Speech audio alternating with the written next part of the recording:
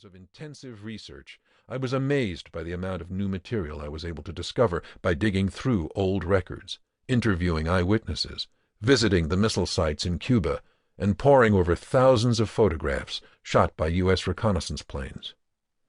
The most interesting revelations often came from triangulating disparate pieces of information, such as an interview with a Soviet veteran and an American intelligence intercept, or the memories of an American U-2 pilot and a previously unpublished map of his 2-hour incursion over the Soviet Union that I discovered in the National Archives. Despite the vast amount of scholarly work on the missile crisis, it turns out that there is still much to be uncovered.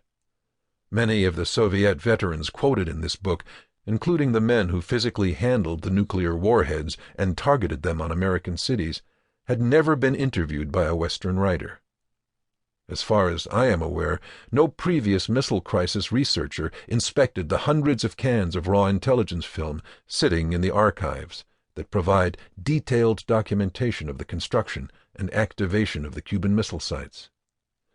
This is the first book to use archival evidence to plot the actual positions of Soviet and American ships on the morning of October 24th, when Dean Rusk spoke of the two sides coming eyeball to eyeball. Other sources have become the focus of an academic cottage industry specializing in presidential decision-making. The most obvious example are the 43 hours of tape recordings featuring JFK and his closest advisors that have been examined in exhaustive detail by rival groups of scholars.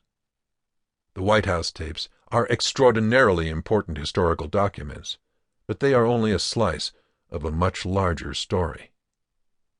Some of the information that flowed into the White House during the crisis was incorrect.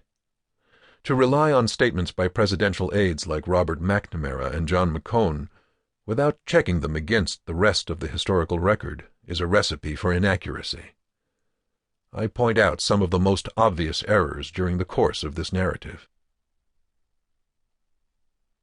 The early 1960s, like the first years of the new millennium, were a time of economic, political, and technological upheaval. The map of the world was being redrawn as empires disappeared and dozens of new countries joined the United Nations. The United States enjoyed overwhelming strategic superiority, but American dominance bred enormous resentment. The flip side of hegemony was vulnerability, as the American heartland became exposed to previously unimaginable threats from distant lands.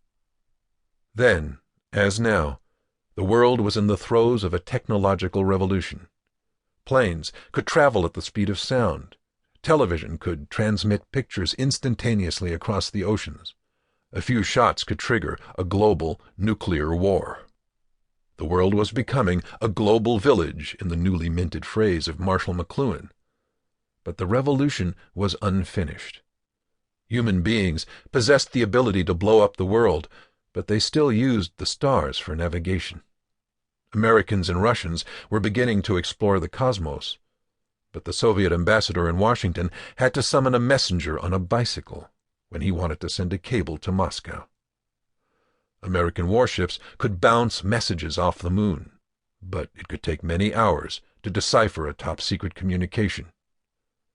The Cuban Missile Crisis serves as a reminder that history is full of unexpected twists and turns. Historians like to find order, logic, and inevitability in events that sometimes defy coherent and logical explanation. As the Danish philosopher Søren Kierkegaard noted, history is lived forwards, but understood backwards. I have tried to tell this story as it was experienced at the time, forward rather than backward, preserving its cliff-hanging excitement and unpredictability. To provide readers with the necessary background for understanding the events of Black Saturday, I have begun the story at the start of the 13 days made famous by Bobby Kennedy's classic 1968 memoir. I have compressed the first week of the crisis, a week of secret deliberations in Washington prior to JFK's televised ultimatum to Khrushchev, into a single chapter. As the pace quickens, the narrative